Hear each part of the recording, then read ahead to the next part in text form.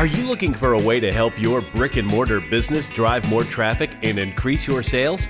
Look no further than the Receipt Paper Podcast. In this podcast, Joanne and Kyle provide their sage advice on how to make your brick-and-mortar store the hottest spot in town. Whether you're just launching a new business or trying to grow an existing one, these informative episodes will leave you inspired. In each episode, Joanne and Kyle take on a different topic related to running a successful business. They offer practical tips based on their own experience as owners of multiple brick-and-mortar locations. So whatever challenges you're facing, they have actionable advice for you. From finding a location and executing your build-out, to merchandising and customer experience, to sales and marketing, Joanne and Kyle have you covered. With helpful advice from these experienced entrepreneurs, you are sure to learn how to increase your sales and have your business running out of receipt paper in no time. Let's dive right in. Welcome back to episode 6 of the Receipt Paper Podcast. My name is Kyle Strubing, entrepreneur extraordinaire. I am here with my lovely life partner, business partner, all things great, Joanne, soon to be Strubing, Nestor. Jojo, baby girl, how you doing today? I am doing well. It has been a good week, wouldn't you say? Yeah, for sure. For sure. Why? I know the store has definitely been busy for sure. Why? I mean, we were talking about this earlier, but why would you think some of that? I mean, I think a lot of it applies to what we're about to talk about on this episode, but what are some of the things you think that have gone well for us? Yeah, I think the past few months we've really been hitting record numbers. And I think a lot of that has to do with some things that we're doing in the back end, like some of our content and marketing strategies is really staying in front of customers Yeah. more. I mean, yeah, it's something to really dig into. We've seen a lot of new faces, a lot more return customer business. Um, Definitely good things that we're seeing. I feel like it's because I haven't been there as much. You No, think- but I feel fresher when I'm in there. You know what I mean? Like I feel like it's not as much of a grind. Yeah, So so so Joanne has taken to be in the store a lot more recently. I had to go on a trip, obviously, and she stepped up. And I wanted to thank you for that. I think you've been absolutely killer when it comes to that. And it's, certainly I am indispensable. I'm kidding. But no, I think that it's something that can be, I definitely commend you. Thank you for stepping up for sure. But you have been in a lot more. yeah. So I finally made the jump to leave my 9 to 5 job a few months back, and we've been really dividing up the store hours. And I think you're so right in saying, when Kyle used to work the whole day a lot. I mean, we have employees here and there, but he would work, a 9 to 8 o'clock shift, which would easily turn into a 9 to 10 o'clock shift. And Right. it's hard to be fresh. You're right. Yeah, I think I wasn't able to give each customer. I mean, you do, I don't know if the customer necessarily notices because after 5 years, I've gotten pretty good at it. But even for myself, my energy is it's just better. And I think there's a lot more, I enjoy it more. And definitely Yeah. customers feel it for sure. Yeah, for sure. But yeah, Yeah, I never like our employees to do, more than 8 hours. I honestly prefer when they just do 4 to 6 hours right. because I think that gives them the ability to really have the energy and presence they need at the store. Yeah, we work them, we maximize everything. So we stay pretty busy. It's hard, I mean, I know one of our employees is studying to be a chiropractor and stuff, and she does a great job, but she's busy. The days of coming in and sitting there and watching 2, 3 seasons of Breaking Bad or whatever, that's just not a thing anymore, which is good. Which is good. My father was always big into that. When I was, growing up, he was a carpenter and we were in the trades and stuff like that. And there was one thing he always was like, no. And guys were like, I'm going to work through lunch and go get out a half hour early. And my father was so against that. And he was just like, there's just no way you can be at your best. And for those of you that don't know, like typical union, at least Chicago wise, I don't know if this is nationwide, but you start at 7, coffee at like 9:15, 9:30 for 15 minutes, sit down, decompress, lunch at noon to like 12:30, and then afterwards you finish the rest of your day and you're out of there. And but yeah, something to definitely, I think that's, not that I'm sitting around doing nothing or anything like that, but it gives me the opportunity to do some things like read books or whatever, Yeah. whatever, recharge. Yeah. You got to protect your mind and body so you can be on point when you're working. Prevent that Sure. burnout for sure. But we have a good topic today. Why don't you, good topic. And I know you have a really special announcement before we dig into the meat and potatoes, right? So I'm excited about this. We were doing some content for this. I am also excited. So Jojo, why don't you tell us a little bit more about what you're about to tell us about? Yes, so before we dive into today's topic, which is all about how to run a successful semi-annual sale, I did want to share with you. We were going to wait to announce this, but I was so excited. I want to go ahead and tell you guys, but we are running a 4-day live brick and mortar business boot camp, Let's go. and it's going to be completely free. Those are like three of my favorite things. I love a good boot camp. I love free, and I love loud. I mean, it's Yeah. a win. It's a win right there. I am so excited. So this boot camp is really great for those of you who want to open a brick and mortar business, or currently in the process of opening a brick and mortar business, or even if you already own one, but maybe you're looking to kind of go back and refine your strategy, or you're looking to expand or relocate. This is going to be a really awesome boot camp. We're going to do 4 live workshops throughout the 4 days. The first day, we're really going to dive into how to validate your business idea to make sure it's a good fit for brick and mortar business. The second day, we're going to dive into the 4 most important decisions that you need to make to lay a solid foundation, really kind of your business planning phase. We've got day 3, which is all about how to find a location. We're giving you more and more tips there. We're even going to provide you with our special location checklist. And day 4, this one y'all are going to like. It's all about how to fund your brick and mortar business. So we've got all kinds of templates, workbooks, resources for you. We're going to have a private Facebook community. It's going to be a lot of fun. I cannot wait. So if you want to register, go to the show notes of this podcast at masterbrickandmortar.com/6, the number 6, and you can find the link there to register for this boot camp. It's going to be a whole lot of fun.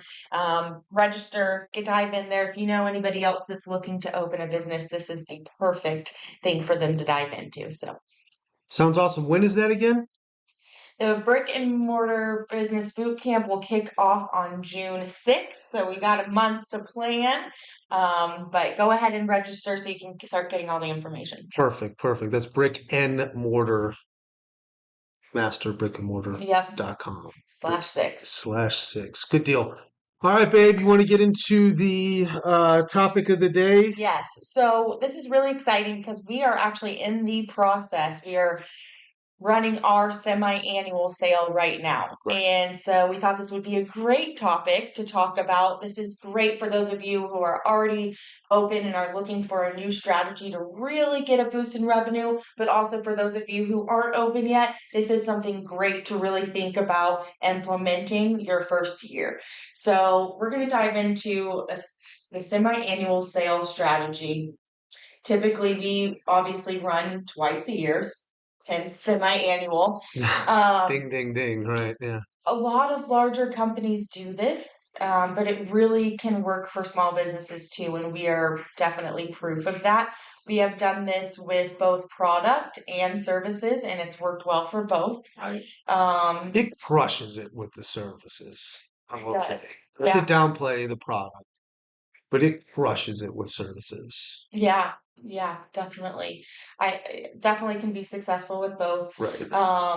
So, and I just want to emphasize this, that that doesn't mean that you can't do sales throughout the year. We're not saying only run a sale twice a year. Right. But with your semi-annual sales strategy, typically the largest sale you do is going to be your semi-annual sale. Right.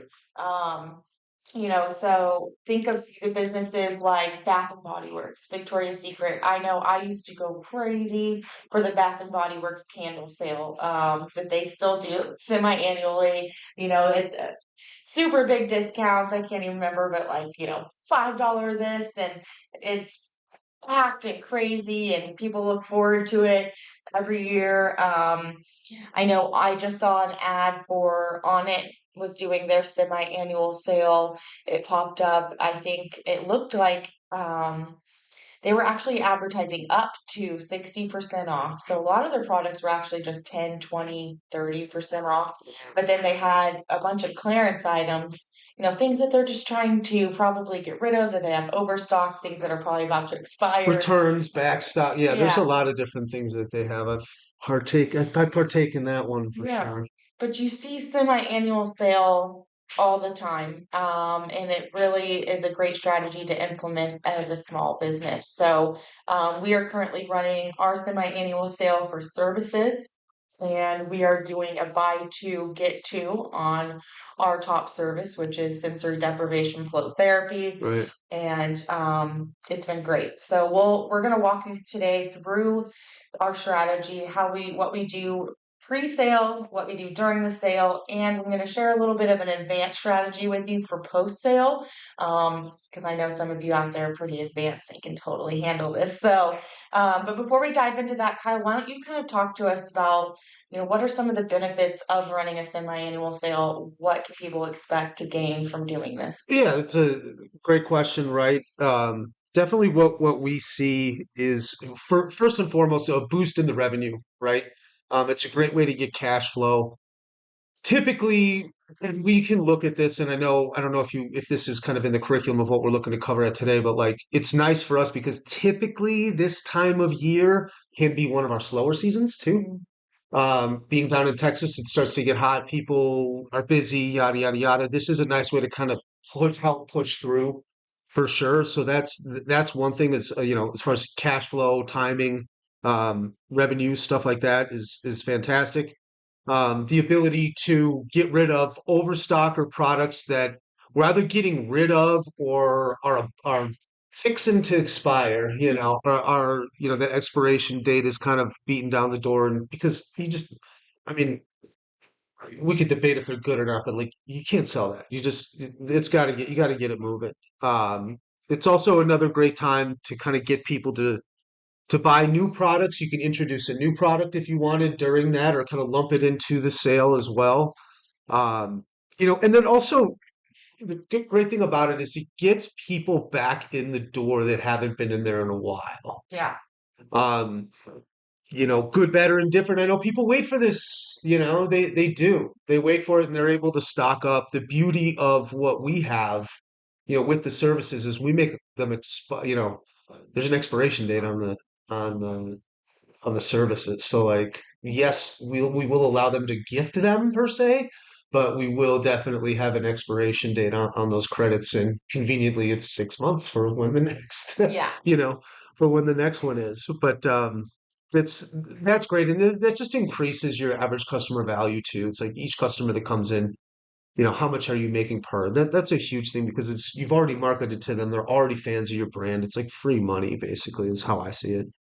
But yeah, and then you're able to give, new memberships, stuff like that. We also allow them to 100% share them to new people. That's what I always, I love that. Hey man, buy 4 floats, come in, I don't know if I'm going to use it. Well, but gift it to your mom or whatever. And I'm more than happy to convert them to gift cards, whatever, because then it's a brand new person, Yeah. brand new person to buy product, brand new person to, maybe they come in during that deal and I can hit them at 4, you know what I'm saying? Or sell them one of our intro float packs or something like that. It's just been, I love the idea of, and we do something similar to in the holidays, like buy one, gift one. I love that. That's Yeah. one of my favorite sales for sure. Yeah, I think overall the biggest benefit for services is really to get people to share those credits and tell their friends and family. It's just such a great time to get new faces through the door. And then I'd say on the product side, it's such a good time to get people trying new products because, you know, I'm much more likely to go for a new product if it's 50% off, 25% off, whatever Yeah, that you roll may the be. dice on something for Yeah, sure. so great time to upsell. We've seen tons of benefits with this process, and I love it. And I love that you said that we do that purposefully on in our low season. So we do it this time of year, and then we do it again around Black Black Friday. Friday. So, Yeah, obviously it makes sense to do our biggest sale for Black Friday. right.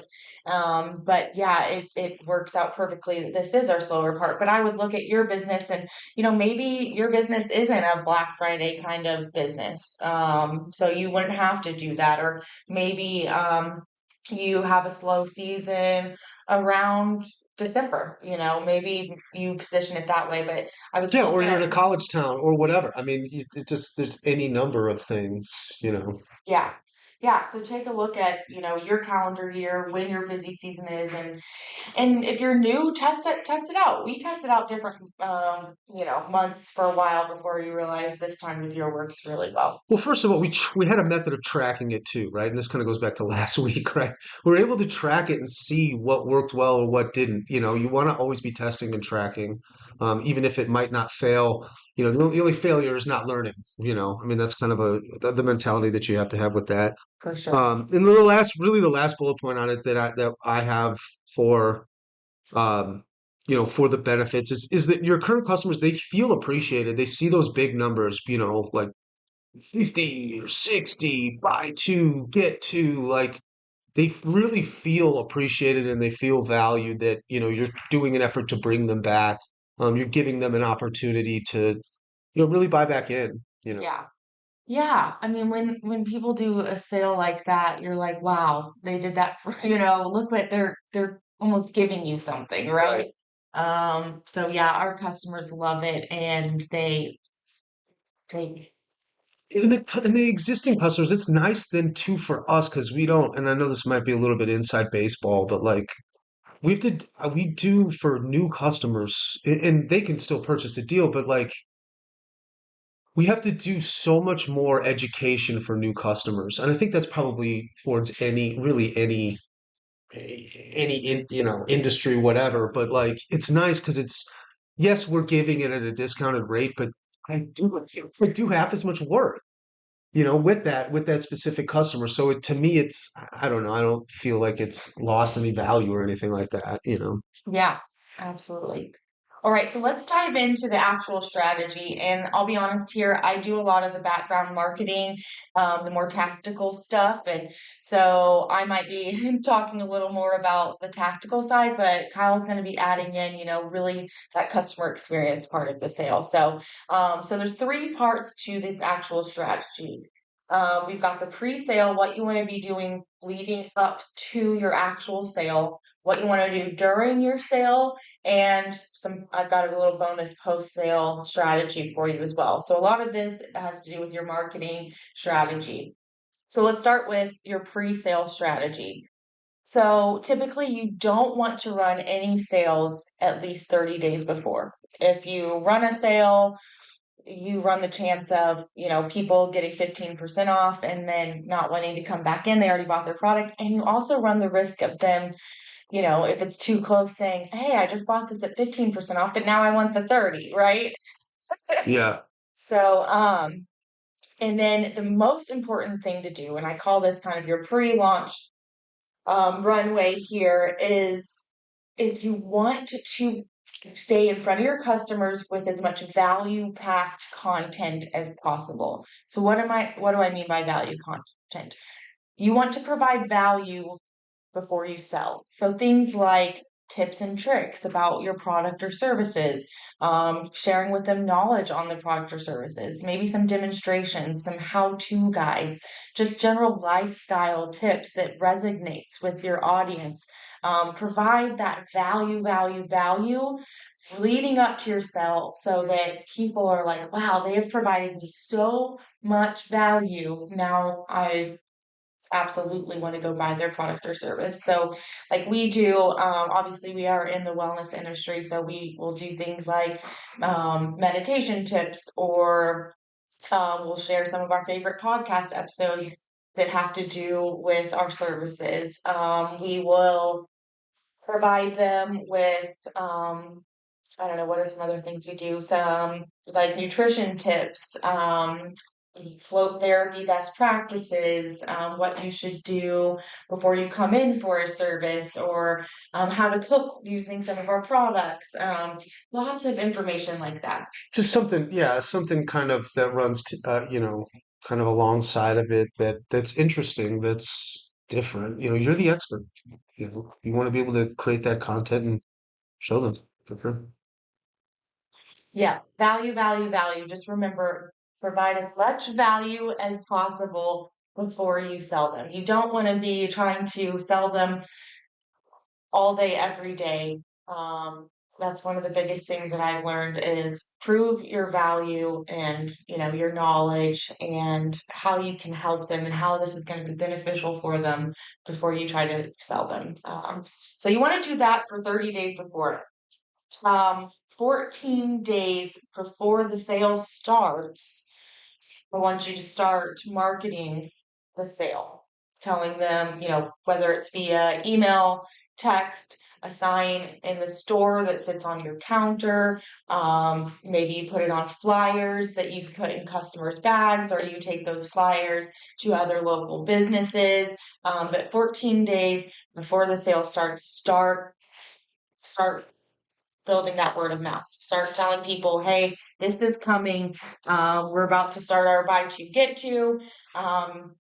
Or, we're going to have a big sale. So this is a great time when people are coming in. You can tell them so they can come back, or you can go ahead and start putting it out there into the world for those who maybe haven't been in a while, so they can start thinking about why they should come in.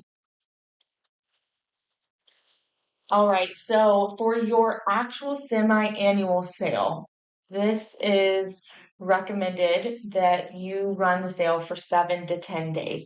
I'm not a big fan of the 1 to 2 to 3 day sale. I don't think it's long enough to actually get people physically through the door. By the time a lot of people see that you're running the sale, it could possibly be over already.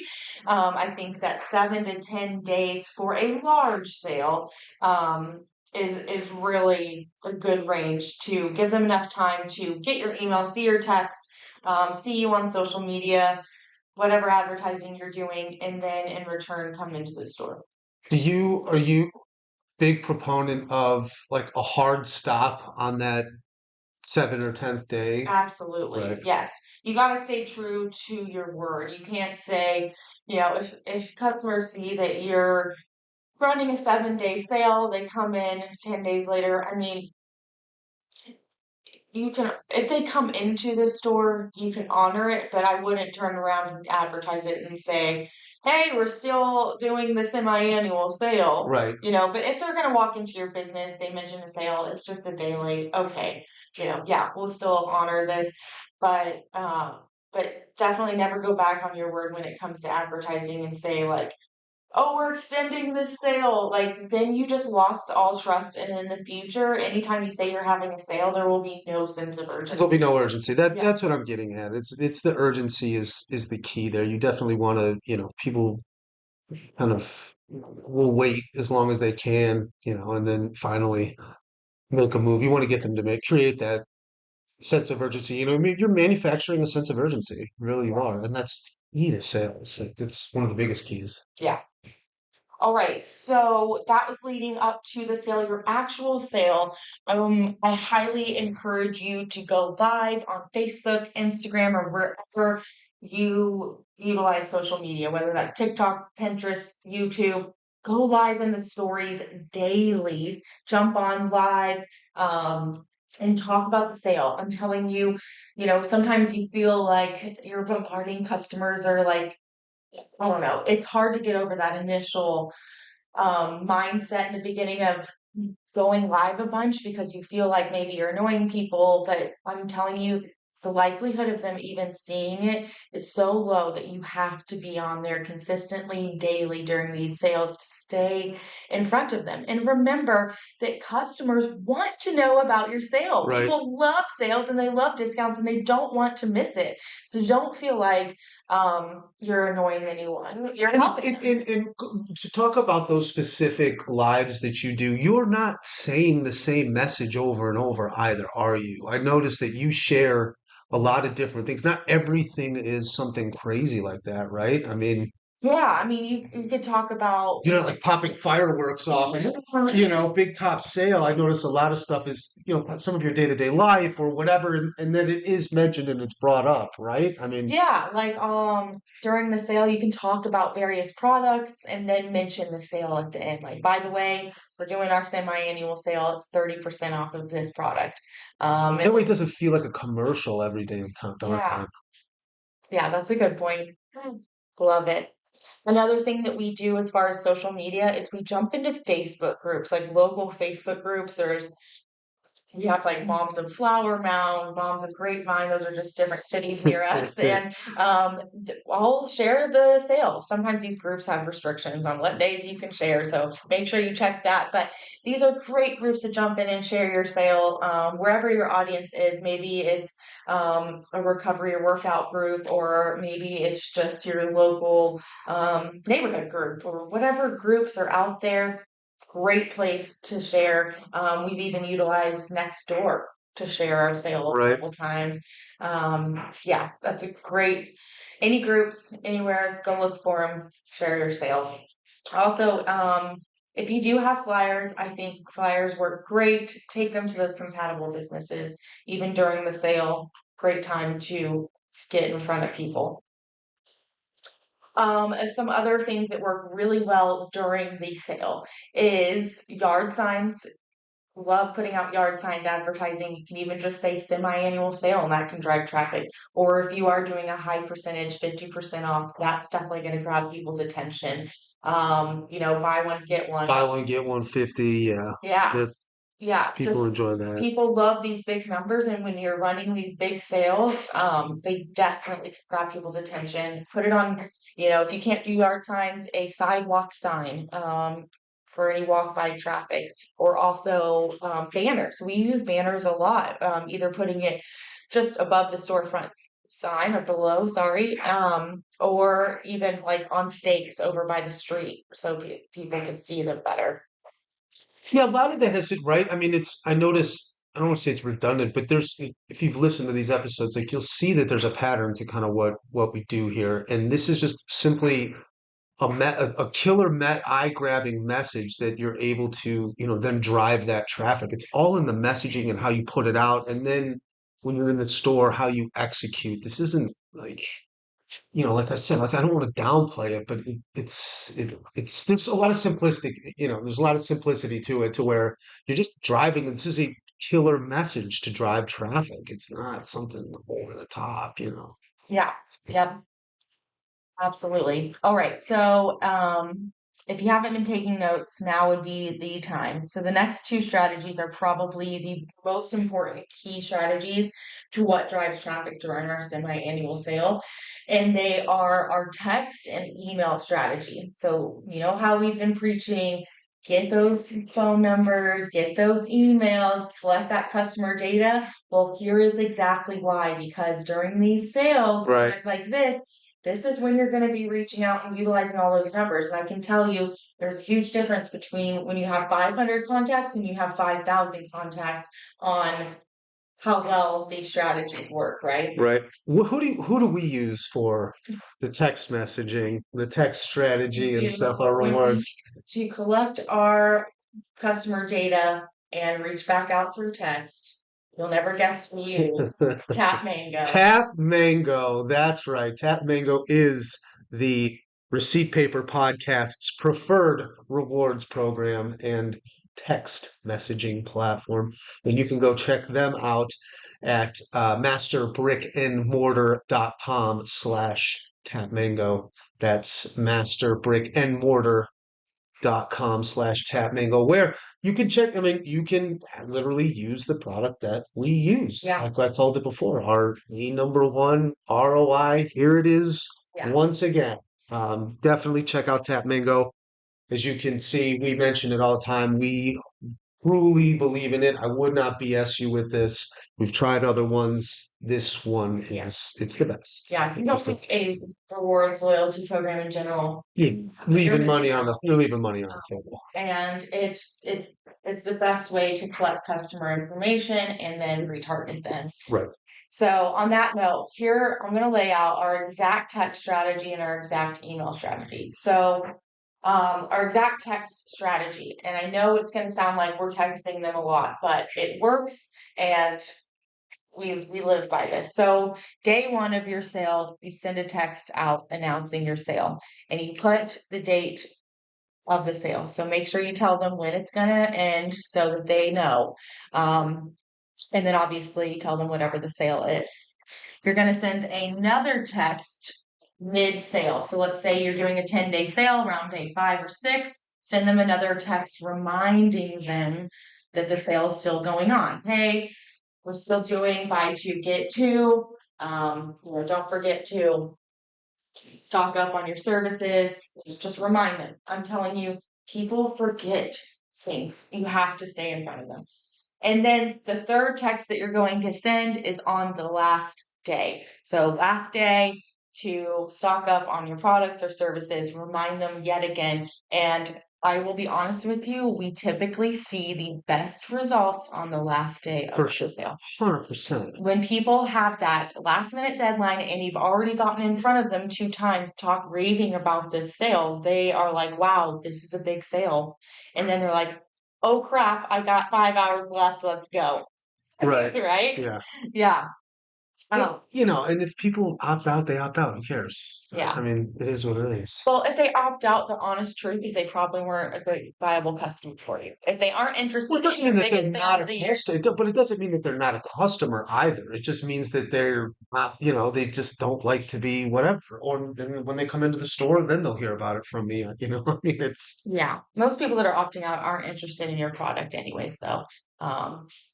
That's just simple fact. People that are unsubscribing on your email, you don't want them on your email anyways. If they don't want to stay updated with your biggest sales, that's so don't stress about that. Stay consistent, stay in front of them. I know it seems like a lot, but you're going to send that text on day 1, a text on midday, and on the last day. And sometimes, I know this is going to scare a lot of you, we'll actually do 2 on the last day. 1 first thing in the morning, and then 1 like 4 hours before we close. And if you're doing services, you can do it a couple hours before you cut off the services if you're selling them online. right. All right, so that's our text strategy. Email strategy is going to be pretty similar, but we send out an email on day 1. We send out that second email midday, and then on the last day, we do send out 2 emails guaranteed, 1 in the morning and 1 right before. We sell our services online, so I'll usually do that late in the evening, right before we cut it off, a couple hours before midnight. But if it's product, a couple hours before the store closes. So if you want to see our exact emails that we are sending out for this semi-annual sale, I am sharing them with you. You can download them at masterbrickandmortar.com/6. That's our show notes. Go there and you can grab our exact email so you can see how we email our customers, the exact verbiage we use, and you'll see all 4 of those emails there. Awesome. Cool stuff. I think that was it for what to do during the sale. So this last one is just a post-sale strategy that you can use. I don't necessarily recommend using this more advanced strategy if you're doing a semi-annual sale for the first time. But, if you've run a semi-annual sale a couple times, you have a large customer base, this is a great strategy to use. But what you do is they post-sell, down-sell. So like Kyle said earlier, a lot of people miss the sale. A lot of people, procrastinate. They might still be coming in, or they may have just seen the sale and Things happen. yeah, they were out of town. They never got around to it. Life. Yeah. So after the sale, we will send out another text or email, go live and say, hey, something like, hey, all you procrastinators, we've got 3 more days of 20% off. Now, we don't do as big of a sale. So let's say we were doing 50% off. We're only going to offer like 20, 25. This is just like, hey, you missed it, but we're still here. Come in for 20, 25% off. Great way to just get those last minute people that still feel valued. We'll have people come in and say, oh man, I was out of town the past 2 weeks, so I'm so glad that you're still doing 25% off. Or I totally forgot about it, but thanks for letting me come in and do this. So great way to kind of capture a few more people at the end with like a smaller down sell. You don't want it to be the exact same amount though. So definitely do not have them feel pain, or not in the awful way, but like a Yeah. little sales pain. Right? Like, dang it, I missed the 50% off, but okay, I still get the 25, That's right. Right. Yeah. All right. I think that wraps up the strategy portion, but let's finish off with a couple of tips. For sure. You got anything, Kyle? Well, I mean, going back to it, I think we mentioned it before. We want to make sure that those credits expire before the next sale. That's 100% done for a reason. And to kind of go back from where Jojo said, back to our last point of, that down sale, let them know, like, hey, dude, like make sure you're there for next month, or make sure you're there you don't miss our next sale or whatever, like, hey, you missed it, but take advantage of it next time. Yeah, man, what a bummer. So kind of build that urgency and stuff like that. But yeah, definitely make sure that the credits expire before the next sale, or before the next sale. Easy for me to say, right? Yeah, love that. Yep. So like we do our sale right now, and we have our credits set to expire in 6 months. That's going to be before Black Friday when our next sale is. So And don't extend those credits. yeah. I'm bad about that. To where I'm such a sucker. Telling yourself. Yeah. I mean, you need to stand pat on it and be like, hey, look, because it was this, that, and the other, I can't. We just can't. Yeah, I need to be better about that for sure. But Yeah. Yep. Got to stay firm. for sure. Yeah. Another piece of advice or tip here is, like I said earlier, people absolutely love deals. So you just can't be afraid to shout it from the rooftops. Like you have to stay top of mind.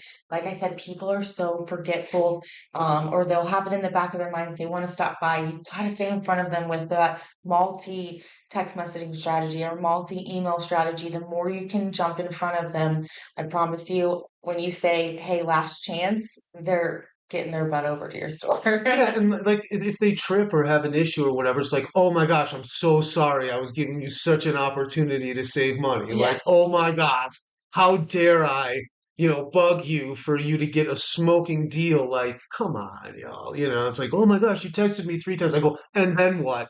You came in and got 50% off. Like, it's gonna be okay. Right. So I love it. yeah. What else, Kyle? Any other tips? Definitely want to use it as an opportunity to, once you have them in, or they're online or they're in your store, you definitely want to use it as an opportunity to upsell additional products or services. When they're in there and I got them on the pack or whatever, they're coming back another 3 times than they're there. So plant a little seed, give them a little, back to previous episodes, sample, sample, sample, same thing. Get them on one of the creams you may have, or show them the other services. Like I'm religious about doing a tour of the whole store, to where like if you're going in to just use one of them, you're looking at all the other services for sure. I'm showing that off. And then they're able to next time be like, hey, is it cool if I add like a sauna session before? Bam, got them. Yeah. It's you have to value every opportunity when they're there for sure. Yeah, like I think of like, the clothing boutiques when I walk in and I buy a dress and we're like, hey, we got 30% off shoes, don't you need a pair of shoes to go with this dress? Right. Like, heck yes. Like, and what better way to use your sale to get people to buy more of those? Right. So, whatever you are selling or whatever services, there's always, you guys know what products match well, what services go well together. Like, use this sale to really talk about those upsells and boost those upsells. Yeah, for sure. For sure. I think the last thing that I've got here is, the same thing we've been saying on every episode practically, but it's just don't forget to use this time to collect that customer contact info. A lot of these semi-annual sales, people will tell their friends. New customers will be coming through your door, and even if you're busy, don't forget to have them sign up for your loyalty program or whatever way you collect customer data. It is so valuable to get them back in and tell them about the next time you do a semi-annual sale. I like it. Yeah, great time to build your list. For sure. Always Awesome. be capturing. Not, I think that's what it is. ABC. Always be capturing. Yeah. Always be closing. No, Yeah. for sure.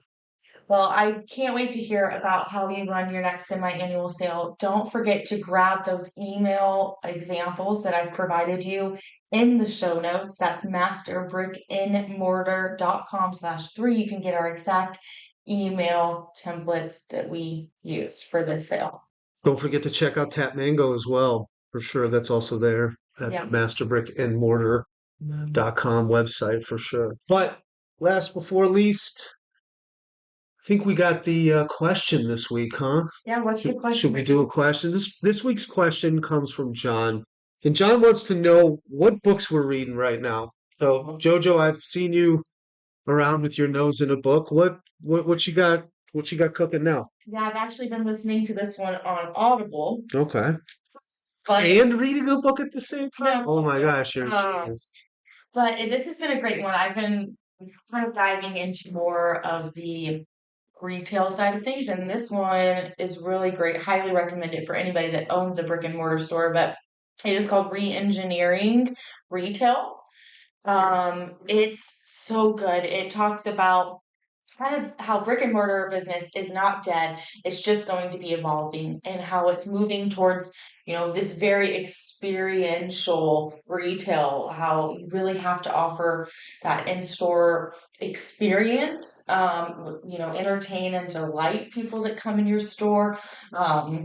And not just be that simple transactional experience. So highly recommend. I'm actually going to be sharing a lot of information from that book in our 4-day live boot camp. Nice. But check it out if you have some time for a read. It's a pretty easy read, but very, very good info. What about you, Kyle? Do you only read business books all the time? Is that? Lately that seems to be the case. What about you? It's good. So now I get gifted. I know this sounds weird, but I get gifted books a lot. And I actually really we have customers bring them in. I got a couple of Joe Dispenza books from one customer in particular, and if you've never checked him out, definitely. His talks about like mind over matter and stuff. He's fantastic. A lot of that goes with the float tanks and stuff that we do. So I love that. If you ever want to get me a gift, definitely give me a book. I'm a big fan. But I got two going right now. One is Meditations by Marcus Aurelius. I think it's awesome. I think the Stoic mindset in and of itself is great. I don't know how, or I kind of go back and forth of if it's applicable in real life, but for me, I really enjoy it because I find myself to be very emotional and I let things kind of derail me, and I'm passionate, and this really helps to kind of bring me back. It's fantastic. It's everywhere. I think it's on, on audiobooks of it or whatever. But I was gifted that by a customer. I love that. But the other one I'm listening to is David Goggins' second book. Reading and listening to it, and if you've never read his first book, I definitely recommend that. I know you read that as well. Fire. Yeah, that was pretty life-changing. The second one, I've been a lot slower to it, I feel like, because the first book was so good and it really helped. So I don't know, it's great for a nice kick in the butt and to kind of keep you moving in the right way. And he goes through all types of different stuff. He writes a book and he brings on, I think his mom is on some of it. It's a great read. It's tough. It's just an experience. So Marcus Aurelius and David Goggins are my two. Awesome. So What else we got, hon? I think that's it. That's it. Episode 6 in the books. We're churning these out, huh? Yeah, love it. Hopefully we're getting better. All right. Well, share with us how your semi-annual sales strategy goes. I love hearing how people implement what they learn and what the results are. So, sign up for our 4-day live boot camp, and we will see you next week. Thank you. Thanks for tuning in to the Receipt Paper Podcast, your go-to source of information for starting and growing a successful brick-and-mortar business. Subscribe to hear future episodes and share this content so that more people can access these valuable insights.